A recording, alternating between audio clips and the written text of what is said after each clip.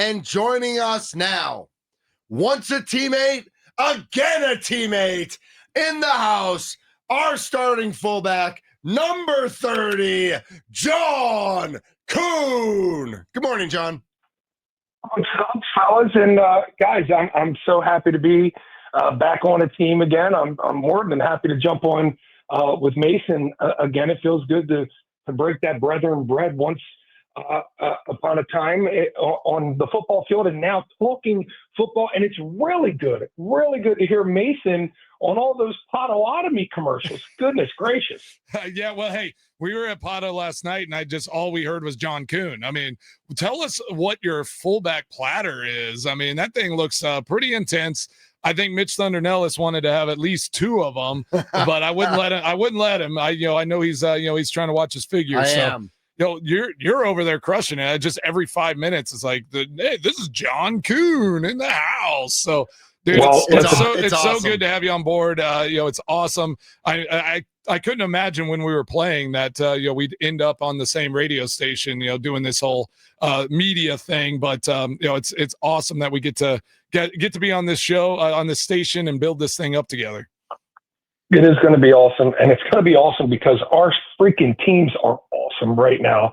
The Packers and their start to the football season, the Brewers making this run into the playoffs. What a magical season they have had.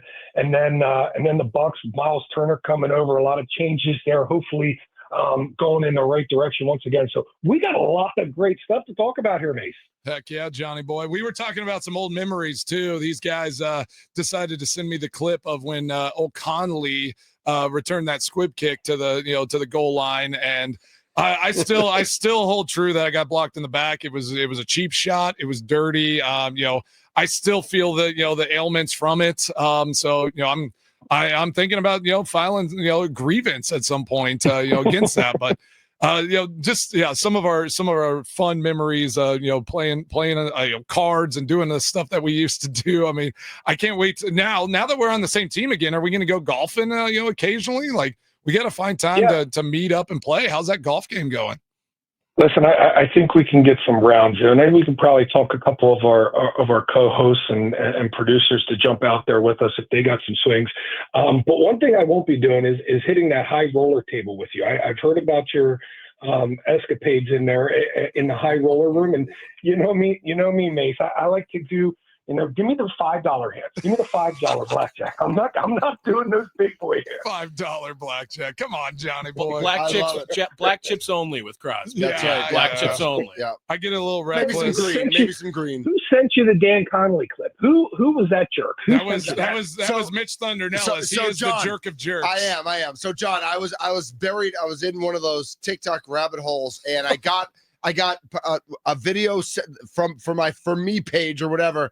Of like big dudes, carrying the football. So of course BJ Raji's on there because that's one of the most famous touchdowns in Packers history, at least of recent years. He's in there. Cam Saunders from the Saints was there. A bunch of big, just a bunch of big dudes. And then I see Dan Connolly, and I didn't think anything of it. And at the very end, I see Mason like taking the angle to make a tackle and just goes flying out of bounds as number 34 from the Patriots basically picked him up and threw him out of bounds. Hey, like in full disclosure, like nobody wanted to hit that guy. I definitely didn't want to full speed. So I was getting ready to Charlie Pepper slide under his ankles and got, just felt a little something on my back. And I thought maybe my soccer days would show up, and I just I threw myself and then, couldn't get the call.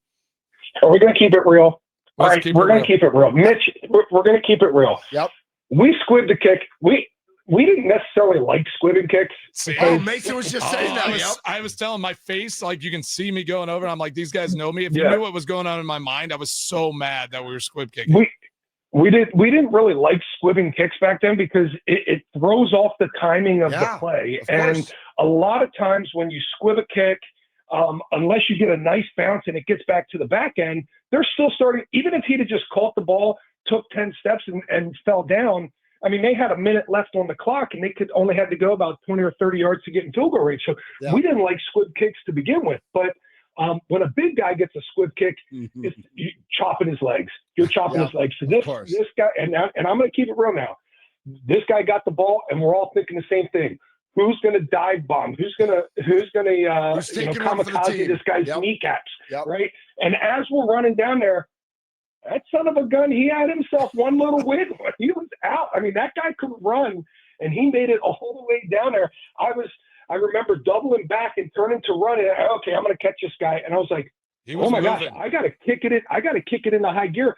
And I caught up to him, but not until he got well down in the other end of the field. So yeah, it was a little bit of we let our guard down when the big man got his hands on the ball. John Kuhn joining us on the Mason Crosby Show, newest teammate here at the Fan, 9 to noon with Kuhn. John will be joined by Brandon Snide and Rami Makloff.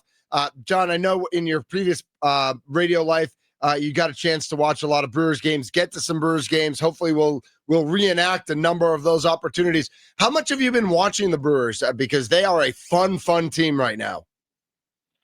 Knowing that we were getting back into this, I figured I better damn well know what the Brewers are up to, right? And it was hard not to pay attention when they were absolutely slaughtering everybody over the summer months, right? And then you got that little end of fall swoon, a couple injuries going in here, and I started getting a little nervous. But man, Pat Murphy, and I know this because I got an opportunity to meet Pat a few years ago throughout the first pitch, and I got talking with him about how if I played baseball, I told him he would be the manager that I'd want to play for. And I love that. And he looked at me and he said, "It's because I started as a football coach." I don't know if many people know that. One of his first coaching jobs was coaching, and I think it was very low level college football. And that's how he first got into coaching before he started becoming a manager. And I told him, I said, well, you can tell that you've done this because you got that grit, that toughness, that desire, that when you're talking about a team like Milwaukee, that's what they're built on. That's how they win baseball games. And, it's just so fun to see the bats come alive, to see Christian Yelich's year, to see him back up to where, he is once again. Just the farm system with the pitching and how they always have an answer. It's magical. And now we're all just sitting here, sitting on bated breath, waiting for the playoffs to start. Because we know, hey, this is probably our best shot at this in a very, very long time. Yeah, I totally agree. It's been, man, what a fun summer. I've watched more baseball this summer, John, than I have in a long time. And the Brewers just kind of keep bringing me back. They've just been so exciting, so fun to watch. These guys give me a hard time about some of my Badgers takes. So I don't know if you've been watching, much with the Badgers. Obviously, we were diving deep into the Badgers basketball last year, talking their football program. And I predicted before the season they could get to 7 wins. There is a pathway to that. What do you think about this Badgers football team and what the expectations should be for the rest of the season? I would temper expectations. Hey, this NIL era that we live in right now, especially with Big Ten games starting up, it's tough. You got teams like Ohio State and Penn State and Michigan, and they're dealing with NIL contributions upwards of $40 million, and the Badgers just don't have that, right? So because of that, they're missing some blue chip players that they may have gotten in the past. I love Fickle. I love all of his demeanor. I love his personality. But I think the hire of Phil Longo a couple years ago set them back. And now they've been reeling, just trying to play catch up ever since that hire. I think he realizes that wasn't the right call for a Wisconsin football team to try and do the air raid. And now they find themselves really behind the 8 ball. It's like when you get old in a roster in the NFL, Mason, and you got to revamp that whole thing and change it over. It takes a couple years, and unfortunately, I think it's going to be hard for the Badgers to get bowl eligible this year. Yeah, I think we're on the same page there, John, because it's everything would have to go right, and it seems like it's not on that path, at least through 3 games. Well, they have to win this game tonight, this weekend, because it's just like if you don't beat the one of those teams, games you have to beat. Yeah, if you don't win the games that you are supposed to win, then this thing just goes off the rails. So yeah, they have to get it done this weekend just to have any hope for a bowl game this year. Absolutely. Yeah. John, I got to ask you about your other job, sideline reporter with the Packers Radio Network. because I'm of the take that I'm still kind of like smitten's not the right word, but I'm still like into what Micah Parsons has to say. Like, I feel like every time he talks on the mic, something interesting and kind of unexpected comes out, like a way he sees the game, or the, the angle he sees it at, or strategy, or whatever it might be. What have you learned from Micah Parsons? Well, there's two sides to what makes him so interesting, right? Number one, he is an incredible physical specimen that also has the mental makeup of that combination is a gold jacket player. That's no surprise there. But when that person walks in and starts talking, it's amazing what comes out of their mouths, because when they start breaking down what they see and how the game's going to work and how things are going to go and their drive for the game, that's something that we all as fans and former players love to hear, his passion and his emotion. And then there's the side that where he just came from, there's no bigger lights. You'll never walk into a locker room that has more cameras, more pictures, more videos, more branding than the Dallas Cowboys. So he's used to people talking to him. He's used to talking to other people. He's used to really expressing himself, because that's a part of the shtick down there in Dallas. And here in Green Bay, we don't do a whole lot of that. We haven't done a whole lot of that in the past. And some guys have tried, and I wouldn't say tried, but some guys have their own brands that kind of make them stick out individually. But Micah Parsons' brand is one that the entire Packer fan base loves. They love the energy. They love the intensity. They love the passion. And as long as they see that on Sundays, it does not matter what he says. It's all going to be roses to them. So he is a very, very polarizing player, because not only does he talk the talk, but he walks the walk 1,000%. And the Packers, with that singular move, bumped them into a position where, they are all in for the Super Bowl. Yeah, it was a unique situation, in our time there in Green Bay. It's just like, okay, like, what's that piece? Like, can they go get something? Like, what are they looking for? The draft and develop, was a huge part of our time there. Brought in some big pieces over the years, but more in free agency. Like, this is the biggest trade that the Packers have ever made. And, a lot has been talked about with Micah Parsons. This defense was good last year, and I think they were poised to be really good already this year before they make that move. But Micah Parsons aside, like, what on this Packers team do you look at and kind of get most excited about, especially just kind of looking at going into this weekend against the Browns and down the stretch here? Well, I first start when I look at the defense, and you're absolutely right. When we came into the season, again, for the third straight year, they're the youngest team in the NFL. And so, but they're not young in terms of experience. Yeah. They've been to the playoffs now twice. Jordan Love's been to the playoffs twice. A lot of this core has been to the playoffs twice. So they might be young, but they're young with experience. So now you start looking around at the young talent that they have and the depth that they have on this team. And you said during training camp, during training camp, if a couple of these guys turn into blue chip players, then this roster, not only do we feel good about it, then they're going to hit some national attention. And I think it's already happened, with a guy like Rashawn Gary. He's gotten his praise last year, making his first Pro Bowl. But you talk about an Edgerrin Cooper. That's a guy who now he should be within the next 2 years an all-pro linebacker in the NFL. You look at Tucker Kraft, who I believe is the best all-around tight end in football. He should be a blue chip type player within the next 2 years, probably making a Pro Bowl. We know how great of an offensive lineman Elton Jenkins is. Josh Jacobs is a phenomenal running back. So they have the blue chip players. Xavier McKinney last year making all-pro.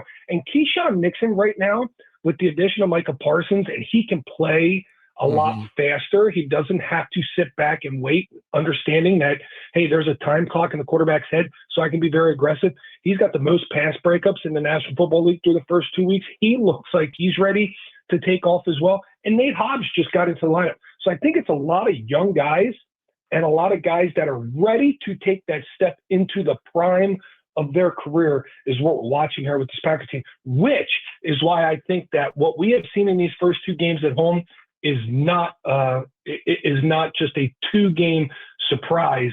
it's going to be here to stay. Yeah, I totally agree with you, John. That's so great. We got John Kuhn on the Mason Crosby show. He will be starting on Monday, 9 to noon with Kuhn here at the Fan Milwaukee. What a great lineup, and it's awesome to have him on board. I'm looking at the schedule right now for this Packers team, and it's pretty favorable until you hit the Eagles there on November 10th. I mean, it's kind of wild to think that they can make a run and be in a really good spot going against that really good Philadelphia Eagles team. Like, what is your expectation for this team heading down this stretch before they face a team like the Eagles? Well, I agree with you. There's a very realistic opportunity that the Packers could be sitting there undefeated or one loss when they match up with the Eagles on November 10th. And that could be for the tiebreaker for the number 1 seed, a first round bye, and all the marbles there at Lambeau Field. But you got to be careful, man. This is the NFL, and you know how it is, Mason. Like, You're going on the road for the first time this weekend, and you're facing a Browns defense that's first in the NFL in yards per game. Like, last week, they lost 41-17. And the defense let up a touchdown of 24 yards, a touchdown of 5 yards, a field goal of 40 yards after a 12-yard drive, and then let up the offense had a fumble picked up, ran in for a touchdown. Those were all caused by the offense's ineptitude in Cleveland. If it wasn't for that, they were right in that ball game and were competing with the Baltimore Ravens, and were limiting the Baltimore Ravens, one of the elite teams in the AFC, in yardage on offense. So they're one of those opponents that you got to be careful. You can't go around there and play with your feet as an offense, because this is a very good Browns defense. But I think our defense will be good enough to get through that. Then you look at the Cowboys and what they have been doing offensively. It's the exact opposite of the Browns. Their offense has been explosive. They moved the football against the Eagles, and they were very efficient last week in the fourth quarter, especially coming back and winning that game against the Giants. So you're probably going to have a tough game down there in Dallas when they're going to have a lot to prove, just like Micah Parsons is going to prove as well. So every single one of these games is going to be tough. But you said it. The schedule, we're talking about a Packers team where we feel good about both sides of the football. A lot of these teams now, they have real serious nicks in their armor. And, even the Bengals losing Joe Burrow, it looks very favorable for the Packers here going forward. But then you got the Steelers with Aaron Rodgers, and what kind of game is he going to play when they roll into Pittsburgh? There's a lot to be excited about. And much like the Brewers this summer, let's enjoy the ride. I think that's a great point, John. John Kuhn joining us here on the Mason Crosby Show, 9 to noon with Kuhn, starting on Monday morning as we flip our lineup. We go live and local 6A to 6P right here on the Fan. John, I got to ask about, we all know David Bakhtiari is the king of downing the beers at the Bucks games. We've seen you do it. We've seen Tausch do it. Mason did it last year. Are you and Mason ready to go toe-to-toe with a couple beers and just getting them down at a Milwaukee Bucks game this year? Yeah, I'll take Mason down, no problem. David Bakhtiari is the one and only to take me down, and I think it's just because he doesn't have a trachea. Like, the guy just has a wide open, his neck is just a free flow. Just goes straight from mouth to stomach. He's the only one. I'm number 2. I'm going to start training. I'm training today. I love it. Do that. We're definitely going to make that happen at a Bucks game this season for sure. John, absolute blast. Super excited to be for this whole new revamped lineup, to be teammates, and for you and Mason to reconnect, and we're just gonna have a blast together. So rest those vocal cords. I know you got to work over the weekend, but we can't wait to tune in Monday morning at 9 a.m. sharp for John Kuhn, Rami Makloff, and Brandon Snide, 9 to noon with Kuhn. Thanks, guys. All right. Appreciate you, John. That's John Kuhn, and it's exciting. He did a lot of cool things across the street. And he did Brewers outings, and he did, down in the beers of the Bucks games. And being part of the Packers radio network, we get some of that insight now. It's just fun as we're growing and building this thing. Like, we are individuals who care about our community, who want to talk sports and want to share it with all of you. So if you're out there and you're listening and you're texting us or tweeting us or Facebooking us or whatever it is, like, be a part of the family. Yep. Like get involved, get your name out there. Like let's create this thing. And it doesn't happen without all of you. So I see Tulio writing a ton of responses on YouTube right now. Like everybody just be a part of the action, because we don't want to talk at you. We want to be with you. Yeah. And shout out Ram and Q. Met them both over the last 2 nice. days. Yeah. Ram came to the Broad House at Love Shorewood. Ram. That was awesome. And then Q came to Jack's American Pub. So Oh my gosh. shout out to them. Well, this is our team now, right? Yeah. Like now that we got a couple Packers on the station. I mean, we are building a team, and it's going to be awesome here moving forward. So yeah, can't wait for Monday to roll around and see everybody jumping in. And like Mitch said, it's like it's a community, it's a team. Like let's do this thing together and let's build this thing up. And we're going to be here for you from 6 to 6 every day. Just talking about sports, talking about life, getting this thing going. Tommy, I don't know how to get him, and I don't know where there's an opportunity for him. But man, if we could add Ray Allen to this lineup, like I would lose my brain. Oh my Jesus gosh, Shuttlesworth. where does that go? Right. Just thinking of the most Ray Allen would have not been like the person. That's because you weren't here. Well, I know. I know Ray Allen. Ray was Sam Ray was Cassell. Ray was 100 times more to Milwaukee than Sam Cassell. Ursan Ilyasova needs a show. Yeah, that's what it is. This is not the same conversation. I think Ursan just because the might two of you have don't more know three-pointers made for the Bucks than Ray Allen. That's fine. That's because George Karl shipped Ray out because he was an idiot. Okay. Man, tell me you don't know ball without telling me you don't know ball. Get Felipe Lopez. I would love it if Alex and Claudio got a show on this radio station. Brian Schaus. Nice. Schaus's house. Schaus's house. Yeah. We're growing, man. It's awesome. No, it's great. Our thanks again to John Kuhn for jumping on, and can't wait to hear the whole new lineup on Monday. It's going to be an absolute blast. When we come back, Mason's extra points on this Thursday, the IRL, in real life, in person extra points. Shout out to Wendy's in Muskego, by the way. Great breakfast. Thank you, Wendy's. Great breakfast. Always delicious. I tried the new coffee. What I forget what it's called now. It's called sugar with coffee. Yeah, sugar with coffee. That looked like a milkshake. It was. There's a lot of. I think they gave me a couple extra pumps of the chocolate cream, which is delicious. I don't know if it fits in my belly though. Thing, eh? Yeah, I know you enjoyed it. I did. We didn't have dessert last night, so that's right.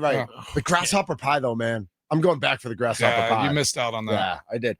He's Mason Crosby. Tommy Wirtz is here as well. I'm Mitch Nels. Thanks to John Kuhn. We will wrap things up with Mason's extra points here on the Mason Crosby Show, presented by Verizon, the official 5G network of the Green Bay Packers. Bum bum bum, ba dum bum bum. Go.